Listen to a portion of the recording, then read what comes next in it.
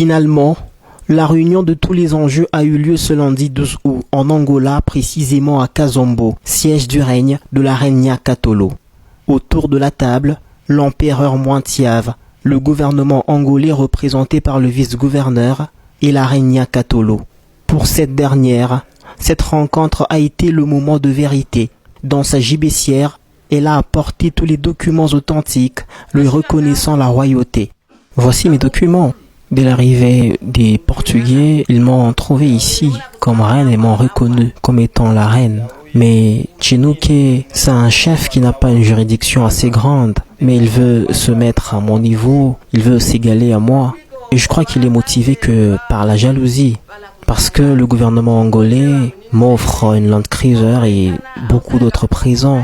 Mais lui ne reçoit rien de la part du gouvernement angolais. C'est pour cela qu'il veut s'imposer en passant par l'UNITA qui est le parti de l'opposition pour essayer de me fragiliser.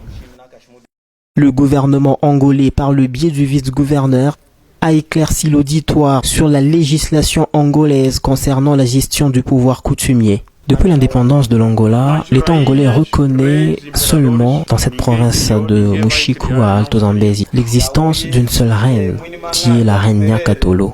Il n'y a pas de roi ici.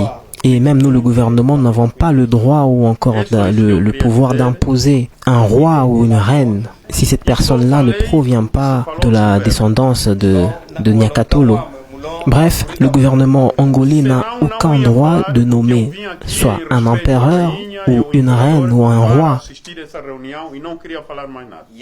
Apporter sagesse et gérer les conflits dans son empire est l'un des rôles de l'empereur.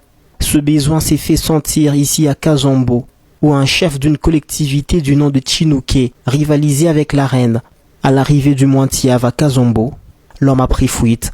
Il sera donc absent de cette réunion qui déterminera son avenir. Je crois que le plus important, c'est ce qui a été dit par le vice-gouverneur. Déjà le fait que le gouvernement reconnaît la reine Nyakatolo comme étant la reine, c'est même ça le plus important.